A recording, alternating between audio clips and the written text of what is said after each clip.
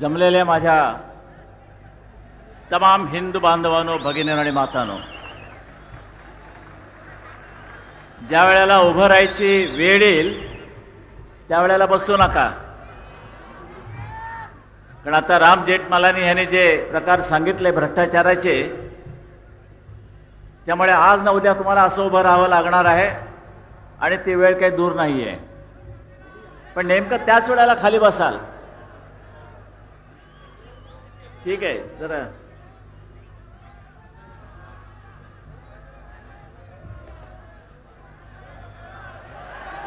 नाही एकदम थोडं, अरे काय जरा आपल्याला पाहिजे ते थोडं, काय खटले घातले जातात, हे घातले जातात, तेवढ्याला त्यांचं ते थोबाड बंद करायला बरं असतं ते. बरं ठीक आहे, छान, धन्यवाद.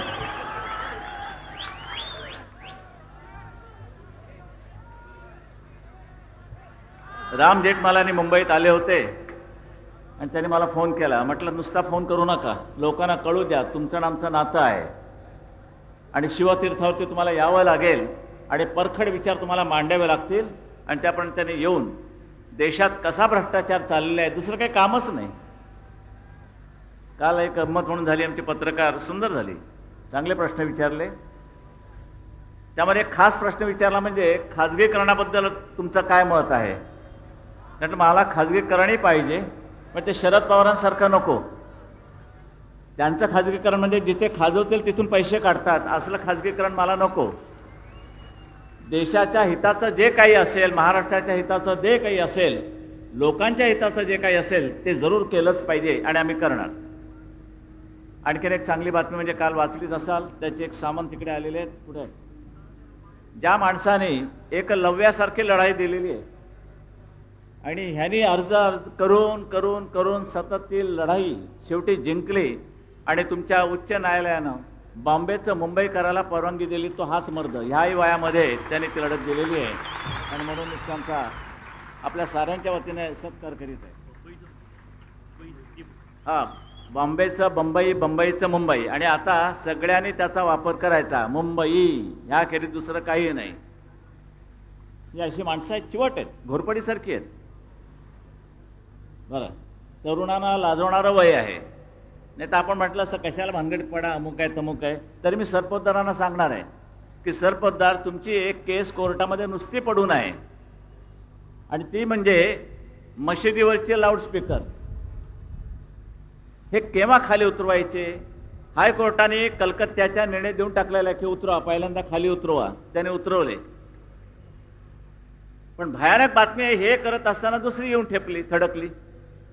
आणि ती बातमी अशी, पत्रकारांच्या माहितीसाठी सांगतो की ज्या आमच्या महाराष्ट्र सरकारची सुनता झालेली आहे त्यांनी नवीन फतवा काढलेला आहे आणि तो फतवा असा आहे, शरम वाटते की मशिदीमध्ये किती इमाम आहेत, मशिदीमध्ये, देवळात किती बडवे आहेत ते नव्हे, बरं, तर त्या मशिदीमध्ये किती इमाम आहेत, त्यांना जर पेन्शन द्यायचं झालंच तर किती आकडा येईल असा फतवा त्यांनी चॅरिटी कमिशनरकडे पाठवलेला आहे. चॅरिटी कमिशनर, लिहून घ्या, चॅरिटी कमिशनरकडे हा फतवा आलेला आहे की सगळ्या मशिदीमध्ये एकूण किती इमाम आहेत आणि असलेच तर त्यांना पेन्शन द्यायचं झालं तर किती पैसा खर्च करता येईल याची माहिती त्यांनी मागवलेली आहे महाराष्ट्र सरकारनं. या शरद पवाराला शरम वाटत नाही. आणि तुम्ही तरी कसे मुर्दाडासारखे बसणार आहात. कोणत्याही परिस्थितीमध्ये या वेळेला काँग्रेसला निदान महाराष्ट्रामध्ये गाडायचीच.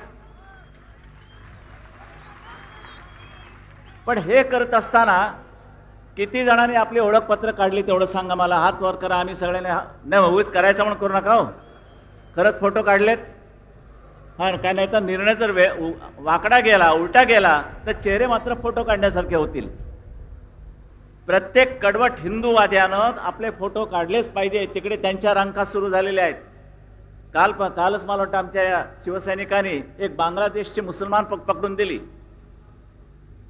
नागपाड्याला जवळजवळ नाही म्हटलं तरी कमीत कमी 450 मुसलमानानं बांगलादेशचे पासपोर्ट दाखवून ओळखपत्र काढली. बोला आता ह्या कर्माला काय करायचंय मला काही कळत नाही. बरं, संतापून, नुसतं संतापून काय उपयोग आहे. हा संताप आता बाहेर पडण्याची वेळ आलेली आहे. मी म्हणतो जर ह्या निवडणुका सुखासुखी पार पडल्या तर ठीक, नाहीतर ह्या देशामध्ये यादवी युद्ध टाळता येणार नाही आणि ते होणारच. भयानक यादवी युद्ध होणार आहे. फार मोठा रक्तपात होणार आहे. मी राम जेठमलानी यांना सांगतो की ती जी आपण हॉर्नची कल्पना दिली, ही हॉर्नची कल्पना आम्ही आज ना उद्या कुठे ना कुठेतरी अंमलात आणणारच भ्रष्टाचाराच्या विरोधात.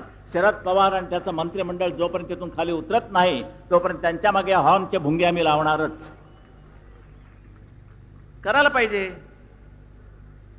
बाकी सगळं ठीक आहे, इतकं काही चाललेलं आहे. जावयाला कसं मिळेल काम, मी मागे बोललो होतो. मी स्वतः त्यांना सांगितलं की अहो म्हटलं मुंबई ते पुणा रस्ता सरळ 5 मार्गी अरे अमेरिकन धर्तीवर द्यायला तयार आहे. तुमचा आम्हाला 1 रुपया नको, फक्त तुम्ही होकार द्या, परवानगी द्या आणि आम्ही बघा करतो की नाही. नाही म्हणे माणूस कोण आहे. म्हटलं माणसाची काय गरज आहे तुम्हाला, माणूस नंतर तुमच्याशी ओळख करून देईल की, पण आता कशा करता पाहिजे. नाही म्हणे माणूस व्यक्ती सांगितलं तर मी बघतो काय करायचं. म्हटलं नाही, त्यांनी मला परवानगी दिली नाही. म्हणजे पुण्याला जो आज त्रास होतोय 6-6 तास 8-8 तास, संध्याकाळी निघाला तर पहाटे पोचता मुंबईला, काय अंतर आहे. जेमतेम 2.5-3 तासाचं अंतर. रेंगाळ्यात गेला तर 3.5 तास, 6 तास लागतात, 8 तास लागतात. आणि हा जर रस्ता त्याने मला दिला असता की जो आत्ता ह्या क्षणाला तयारही झाला असता, 90 साली मी त्यांना बोललो होतो, दिला नाही. सरळ 2 तासामध्ये तुमचं पुण्याला असं सरळ, कुठेही वाकड्या मार्गाने जायचं नाही. पण दिलं नाही. शेवटी खाजगी एक दौरा काढला, इंडोनेशियाला गेले, जाकार्तामध्ये त्यांचे जावई राहतात, त्यांच्या मार्फत कुठेतरी एका कंपनीशी एक कुठेतरी करार मदार करून आता तुम्हाला तो सरळ रस्ता मिळणार आहे. हा भ्रष्टाचार नव्हे. हा भ्रष्टाचार नाही तर मग का त्याच कंपनीला, का जिथे तुमचा जावई आहे तिथेच का, याला उत्तर नाही. आणि काय नाही, बाकीचे आपले जे काही आमच्या विरोधात आहे ते टोळकं एकत्र झालेलं आहे. खेळणार काय आता मी फारशी किंमत देत नाहीये. आणि झालं शेवटी, ते जे व्हायचं तेच झालं, जे मी म्हटलं त्याचप्रमाणे झालं. माझे काही भाकीत असतात, माझे काही राजकारणाचे आडाखे असतात, ते बरोबर येतात, तसेच होतात. त्यांनी माझ्याबद्दल एक तक्रार केली सीबीआयकडे, म्हणजे माझा पाठिंबा पाहिजे ह्या माणसाला. आणि सीबीआयकडे माझी तक्रार करतो की बाळासाहेब ठाकरे यांचे काहीतरी भाई ठाकूरशी संबंध आहेत. काय गरज आहे तुम्हाला, पुरावा असेल ना द्या की. पण असे समजते की, म्हणजे पत्रकारी भाषेत समजते की नव्हे, निश्चित हे असं आहे. तुम्ही जाहीर सांगतो की मला कसली लाज आली आहे, भाई ठाकूर हा शिवसैनिक होताच की. माझ्या सभेला वसई वगैरेच्या बाजूला जाताना भाई ठाकूर व्यासपीठावर येऊन बसायचा. मग आनंद निगे सांगायचा बाळासाहेब भाई ठाकूर तिकडे येऊन बसलाय. वाकून बघितलं की तो वाकायचा, नमस्कार करायचा, कधी गाड्या थार घालायचा. एकेकाळचे सगळे शिवसैनिक बदलले सगळे, त्यांनाच आमचे काही संबंध नाहीत. पण सीबीआयला कळवण्यासारखं काय होतं, ज्यांचा तुला पाठिंबा पाहिजे त्या माणसाच्या बाबतीत काड्या घालतोस. बरं, तुमच्याबरोबर जमलेलं टोळकं कोणचं, तीनही कर. बरं, त्याच्यानंतर हे JB डिसोजा, ज्यांचं थोबाड आत्ताच फुटलं, उपडे पडले आणि दात पडले. सामन्यामध्ये अग्रलेखामध्ये आम्ही ज्या वेळेला दंगलीच्या वेळेला जे अग्रलेख लिहिले ते काय गोमूत्रात बुडून नाही लिहिले. जे म्हटलं ते सत्य आहे आणि तेच बरोबर आता होत आलेलं आहे. आणि उद्या असं धरून चाललं की इमामांना पेन्शन देण्याची पाळी या महाराष्ट्र सरकारने महाराष्ट्रावर जर आणली, कारण हा पैसा तुमचा आहे, तुमच्या खिशातनं करोड रुपयाने गेलेला, तिथे जमलेला तुंबलेला, तो त्यांना वाटता. आणि ह्याच्यावर जर मी तळाडून कडाडून लिहिलं, तुम्ही माझ्यावर केस घालता. आणि एक फालतू कोणीतरी JB डिसोजा उठतोय आणि तो सांगतोय की हे अग्रलेख असं आहे, त्याचे काय, त्या अग्रलेखामुळे झालं काय, शेवटी कोणाचं नुकसान झालं, कोणाचा फायदा झाला. या तरुणांमध्ये जर देशाभिमान जर भिनवायचा नसेल तर मग कशामध्ये भिनवायचा, म्युन्सिपालिटीच्या नळात. हे मी असंच लिहित जाणार, मला खटल्यांची पर्वा नाहीये. काल परवाकडे आणखीन एक नोटीस आली परभणीची, घाला म्हटलं. मला जे देश हिताचं असेल तेच मी करत राहणार, मला खटल्यांची पर्वा नाही. पण धोका काय, आलतू फालतू असे प्रत्येकजण पत्रकारांच्या विरोधात जर कोर्टात जाऊ लागले तर लिहिणं मुश्किल होईल. न्यायमूर्तीच्या शेजारी आम्हाला चेंबर ठेवावं लागेल. अग्रलेख लिहिला, न्यायमूर्तींकडे जायचं, त्यांना सांगायचं बघा हो काही गडबड नाही ना, भानगड नाही ना, प्रॉसिक्युशन होणार नाही ना, खटल्यासारखं नाही ना. मग राहिलं काय तुमचं स्वातंत्र्य. म्हणून माझं असं म्हणणं आहे की आमच्या लिहिण्यावरती बंधन येता कामा नाहीये. आणि जर आम्ही वाकडे तिकडे लिहिलं तर त्याकरता गृह खातं बसलेलं आहे आणि दिल्लीमध्ये प्रेस काउन्सिल नावाची एक स्वतंत्र संस्था आहे. जे आमच्यावरती कारवाई करते. जाती जमातीमध्ये उद्या काही भानगडी केल्या ते देतात आम्हाला, त्यांचं प्रेमपत्र येतं की अग्रलेख यांच्यामध्ये आणि त्यांच्यामध्ये तुम्ही लावून देणारा लिहिलात, करा काय करायचं ते. पुन्हा हक्कभंग आहेत या आमदारांचे आणि ह्यांचे आणि त्यांचे हक्क जपायचे. पण ज्यांच्या हक्काकरता तुम्ही ज्या विधानसभेमध्ये गेलेला आहात, ज्यांचे हक्क जमण्याकरता तुम्ही ज्या लोकसभेमध्ये गेलात, त्यांच्या हक्काबद्दल काही नाही. ते हक्क आम्हाला जपावे लागतात पत्रकाराच्या नात्यानं, आणि एक शिवसेना या संघटनेचा एक प्रमुख म्हणून सुद्धा मला त्यांचे हक्क जपावेच लागतील. कारण मी कोणी नसलो तरी माझा एक अधिकार आहे, तो मी बजावणार. हा एक संताप आहे. काय सहन करतात त्याविषयी कोणी म्हणतात की आमच्या एका खासदाराला मारलं, जोडणार की शिवसेनेच्या तिकिटावरती निवडून यायचं आणि बदमाश तिकडे जातात, मग त्यांना काय ओवाळू. आणि आता प्रश्न विचारला की समजा उद्या तुमच्या हातामध्ये सत्ता आली आणि तुमचे आमदार तिकडे गेले, तर मात्र आज तुम्हाला सांगतो सगळ्यांना, यापुढे एक आमदार तर शिवसेनेतनं फुटला तर मात्र कायद्याची पर्वा न करता त्याला रस्त्यात तुडवा.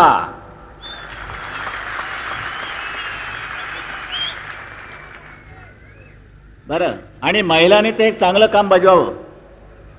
जाम काय अगदी काळं वेळं अगदी वाटतं ते त्याच्या अगदी अंगावरती नाचला तरी चालेल, पण ह्या भडव्यांना अशीच शिक्षा झाली पाहिजे.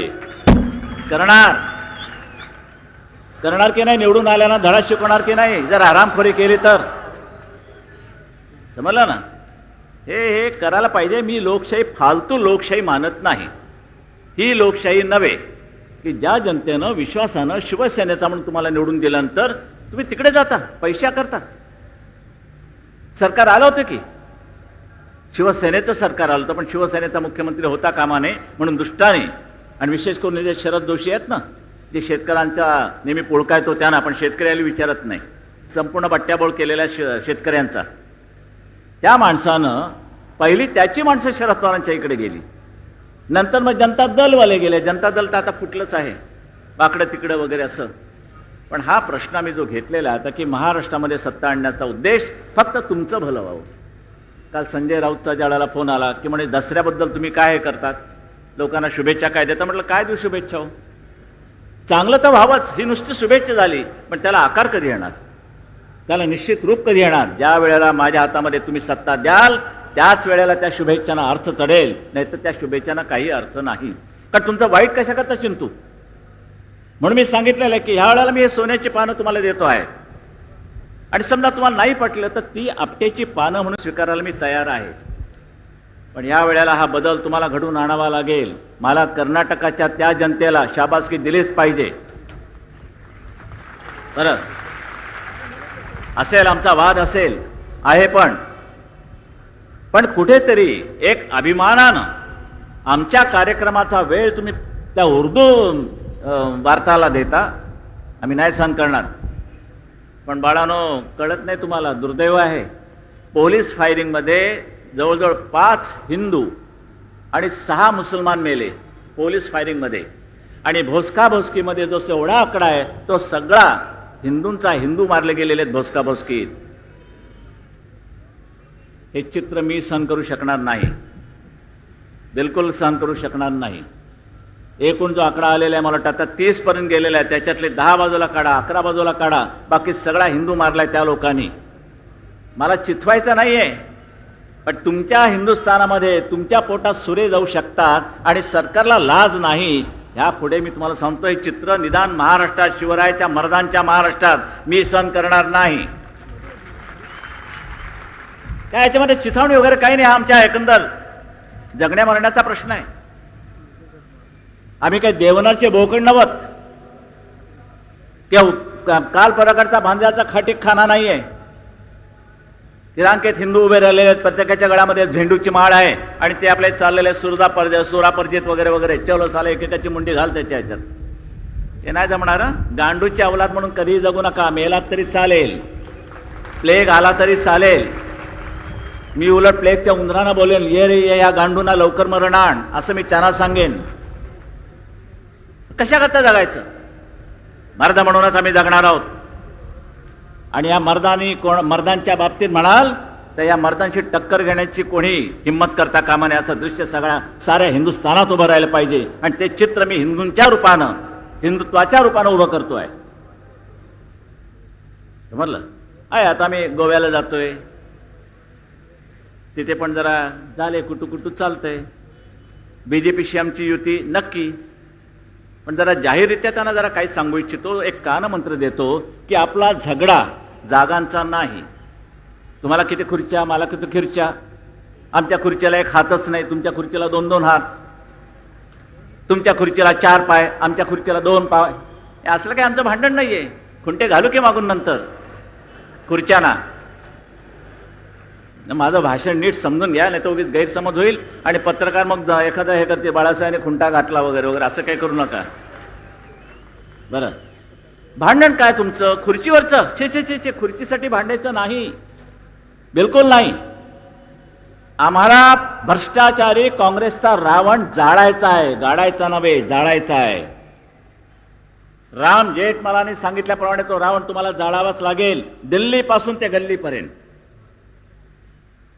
बरं, नाव काय? नरसिंहराव. आणि चित्र काय? हिरण्यकश्यपू त्यांचं पोट फाडतोय.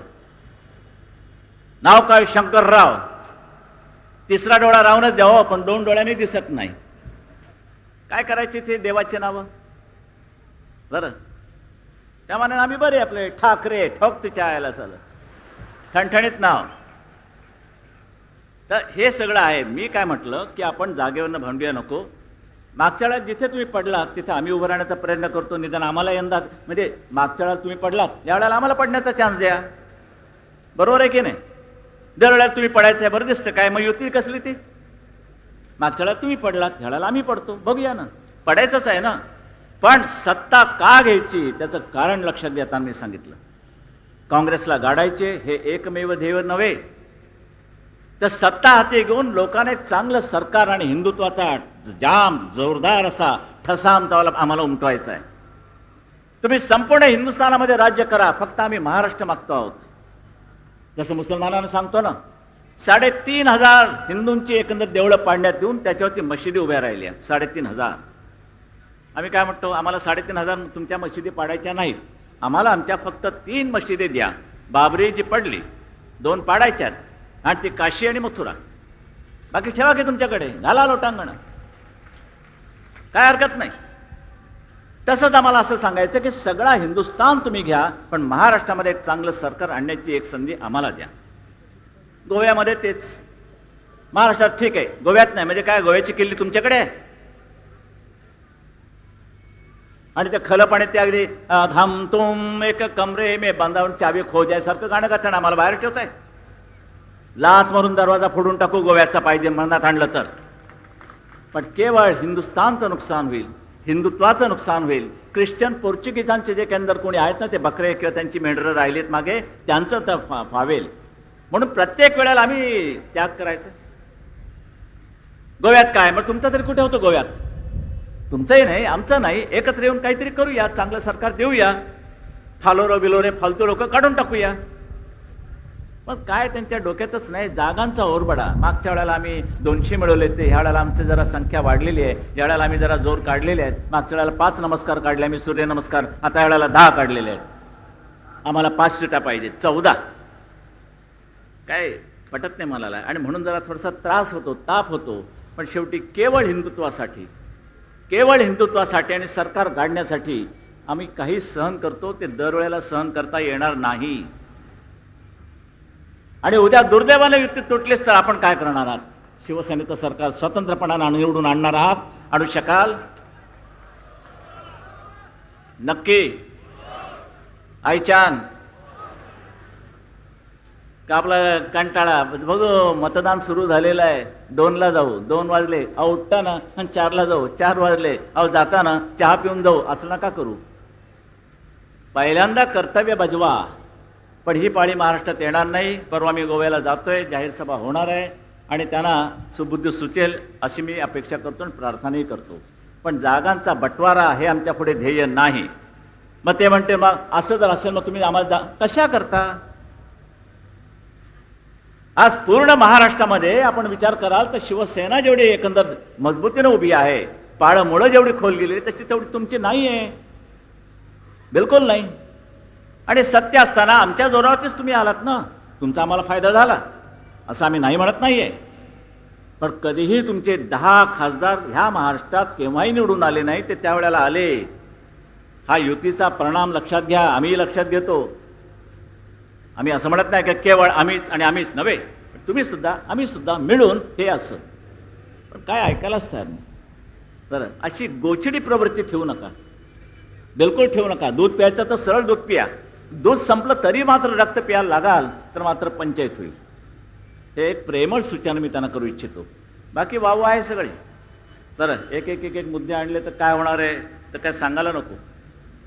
काल परवाकडे गरबा झाला, केवढा त्रास, किती फोन मला, किती गुरुजर बंधू यायचे, बालासाहेब ते असा झाला, बालासाहेब तसा झाला. आणि एके ठिकाणी तर पोलिसांनी लाठ्या मारून ते ढोल बिल सगळे तोडून टाकले. 2 लाख रुपयाचं नुकसान झालं. 2 लाख रुपयाचं नुकसान. कोणचा कायदा, कोणची ही लोकशाही? आमच्या सणासुदीच्या दिवशी सुद्धा आमची हत्यारं फोडली जात आहेत, आम्हाला तुडवलं जातंय. मी पोलिसांना दोष देत नाहीये, पण हे साले बसलेत ना वरचे हे महारोगी, त्यांच्याबद्दल काय?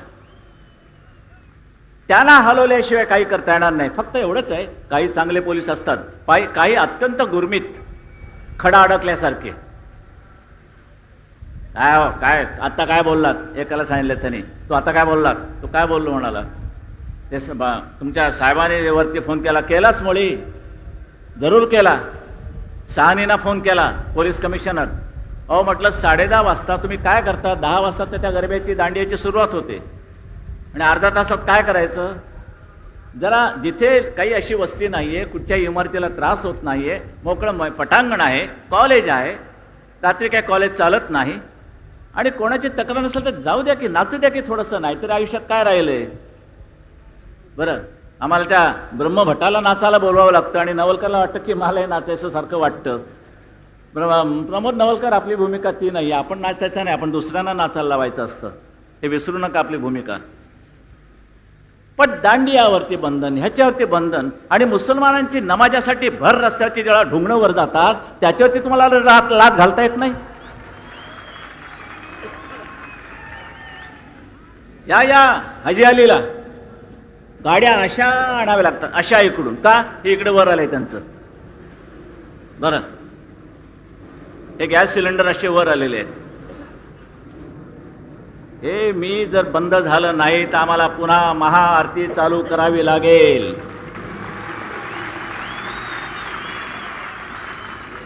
कारण आमची बोली होती. पोलीस कमिशनर त्यावेळचे, त्यांच्याशी आमचा करार झालेला आहे की तुम्ही महाआरती थांबवा, आम्ही नमाज रस्त्यावर पडण्याचं, नमाज पडावे, नमाजाला आमचा विरोध नाही. ते मुसलमानांचं स्वातंत्र्य आम्ही त्यांना केव्हाही दिलेलं आहे, पण अतिरेक करू नका. जशी आमची महाआरती रस्ते अडल्यामुळे जर आमच्यावरती खटले घातले जात आहेत, आमच्यावरती खटले घालायला सुरुवात केलेली आहे. महाआरतीमध्ये कोण कोण होते त्यांच्यावरती खटले भरायला सुरुवात केलेली आहे. हिंमत असेल तर करावं, खटले भरावं. कोण कुत्रडे विचारते तुम्हाला आणि तुमच्या न्यायमूर्तींना? पण जर आमच्यावरती खटले घातले जाणार असतील रहदारीला अडथळा केल्याबद्दल, तर त्यांना सुद्धा तुम्हाला रहदारीच्या अडथळ्याबद्दल खटला घालावा लागेल. याला म्हणतात सर्व धर्म समभाव. नाही तर 2 फुल्यात गेला तुमचा सर्व धर्म समभाव. फुल्या कशात घालायच्या दादा कोणक्यांना विचारायचं. बरं, हे नाही सहन करता कामा, बिलकुल करू नका. आमचं मुसलमानांशी तसं वैर नाहीच. काल परवाकडे मला कोणी प्रश्न विचारला ना की राष्ट्रवादी मुसलमान म्हणजे तरी काय? अहो म्हटलं म्हणजे तरी काय? दंगलीच्या वेळेला आमच्या अंगावरती येणारे मुसलमान बॉम्ब फुटल्यानंतर सुद्धा त्यांच्या अंगावरती गेले पाहिजेत, ते जात नाहीत, आमच्याच अंगावर येतात.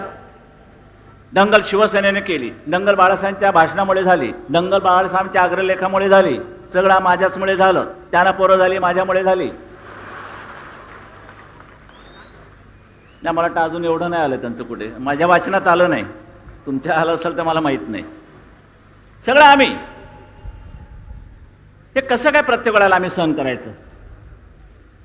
दर वेळेला आरोपण बॉम्ब फुटल्यानंतर शबाना आझमी, दिलीप कुमार, कोणी एकाचा शब्द तोंडातनं बाहेर पडला नाही 12 ठिकाणी, आणि तो सुद्धा हिंदूंच्या विभागात. एकाही मुसलमानांच्या मोहल्ल्यामध्ये बॉम्ब फुटला नाही ना तुकडा त्यांच्या मोहल्ल्यात गेलाय. आठवतंय तुम्हाला मुंबईकरांना? सगळं आमच्या इकडे फुटलं तरी एकाही माणसानं तोंड उघडलं नाही. जेवढे आमच्या विरोधात फटाफटा फटाफटा लिहायला सुरुवात होते, बोलायला सुरुवात होते, काही झालं नाही. याची चीड आहे मला. तुम्ही न्यायानं आम्हाला वागवा, न्यायानं आम्हाला झोडा. आम्हाला न्यायानं झोडलात आमची तक्रार नाही, अन्यायानं झोडलेलं मात्र सहन करणार नाही. पोलिसांना सुद्धा नम्र विनंती आहे, काही जर आता डोळे मारून काम करण्याची वेळ आलेली आहे. दरवेळेला असताना आमच्यासमोर हे करू नका, वर करू नका. ते जे येते त्याच्याकडे लक्ष ठेवा. माझ्यावरती आता नवीन मारेकरी आलेले आहे. खलिस्तानचे 2 काहीतरी एकंदर गट आहेत अजून जिवंत. बाकी बहुतेक त्या रिव्हेरो आणखीन गिलनी संपवले, अजून 2 जिवंत आहेत. त्यातला एक मारेकरी जुहूला आला आणि जुहूहून पाकिस्तानला गेला. माहिती कोणाची? पोलिसांची.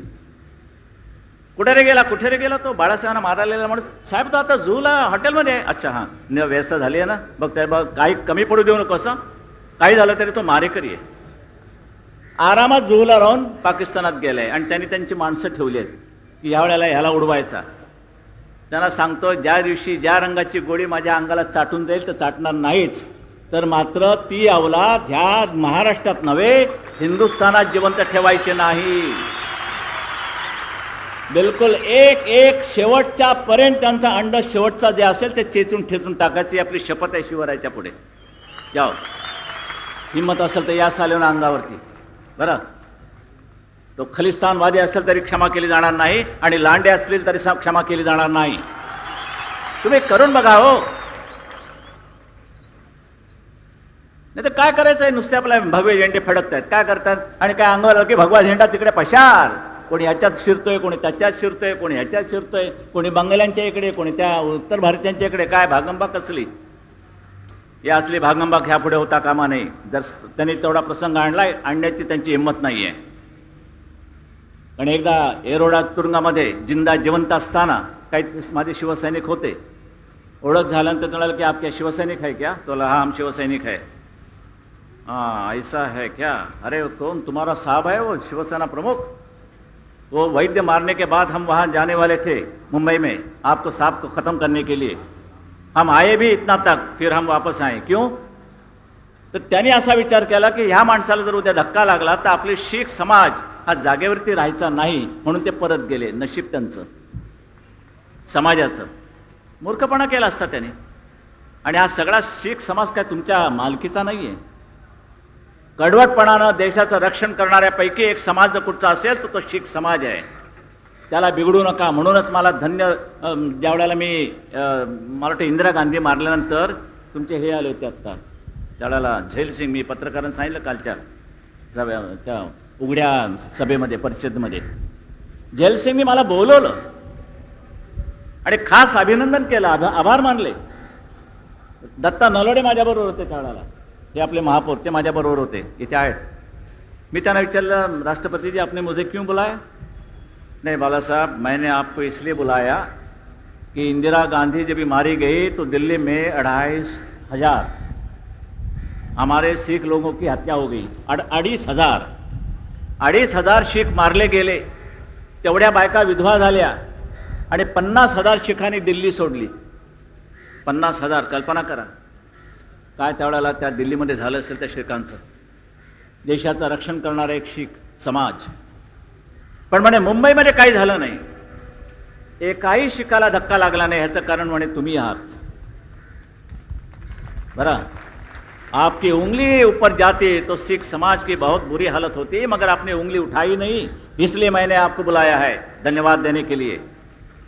मग त्यावर मी त्यांना हेही सांगितलं की म्हटलं आभारी आहे आपला. पण म्हटलं आजच्याच वर्तमानपत्रामध्ये एक बातमी आलेली आहे. ते म्हणले कोणसी? म्हटलं सायन कोळीवाड्याच्या इकडे 2-3 अतिरेकी पकडले तुमचे खलिस्तानवादी आणि त्यांना सहारा देणारे तुमचेच लोक आहेत शीख. ऐसी ये बहुत बुरी बात है. अरे म्हटलं बुरी म्हणजे काय? राष्ट्रवादी मुसलमान, राष्ट्रवादी कोणी, राष्ट्रवाद्याचा अर्थ समजून घ्या. मुसलमानांच्या बाजूला जर कोणी पाकिस्तानचे हिजडे लपले असतील तर त्या राष्ट्रवादी मुसलमानांनी आपण होऊन पोलिसांना कळवलं पाहिजे की माझ्या बाजूला एक आतंकवादी पाकिस्तानवादी इकडे राहिलेला आहे, ताबडतोब त्याला पकडून घ्या. याला म्हणतात राष्ट्रवादी मुसलमान. पण हिंदूंची मारायला आलाय म्हणून गप्पा बसणारा जो कोणी असेल ना लांडा, त्याची आम्ही पर्वा करणार नाही. आणि यापुढे तर तुम्ही शपथ घेतली पाहिजे की जर संशय आला पाकिस्तानवादी हे अवलाद आहे, तुम्ही त्याला खतम करा, हो आकडा खतम करा. नाही ते दिल्लीमध्ये बसलेले हिजडे त्या यासीनला सोडून दिला. यासीन बसला कशा करता? यासीन कोण? तो JKL जो म्हणून ती आहे फ्रंट तिकडूनची काश्मीरमध्ये, म्हणजे अतिरेक्यांची, त्यांचा प्रमुख, तो उपोषणाला बसला. का उपोषणाला बसला? नाही म्हणे ते हजरतबालच्या समोर खंदक खणलेले आहेत मशिदी पुढे, ते म्हणे तुम्ही त्यामधला आर्मी हटवा. उपोषण कोण करतोय? आपल्या विरोधातला शत्रू. आणि आर्मी आपली त्यांना हटवण्याचा त्याने हट्ट केला, तर आणि तरच मी माझं आमरण उपोषण मागे घेईन, नाही ते घेणार नाही. आमच्या सरकारनं त्याच्या पुढे लोटांगण घातलं, खंदकातलं सैन्य हटवलं आणि यासीनने उपोषण सोडलं. तुमच्या बाबतीत करेल का एवढं सरकार? इमामच्या पेन्शनची काळजी करणारं सरकार तुमची काळजी घेईल? खंदकातनं आमचं सैन्य हटवलं, हा सैन्याचा भयंकर महाभयंकर अपमान आहे. सैन्य म्हणजे काय? तुम्ही म्हणाल त्याप्रमाणे. आणि यासीन सारख्या एका हलकट माणसाची, ज्यांनी 400 हिंदूंचे मुर्दे पाडले, त्याची आपल्या अदालतवरती मुलाखत, यासीन मलिक मुलाखत. आणि त्यांनी शेवटी काय म्हटलं?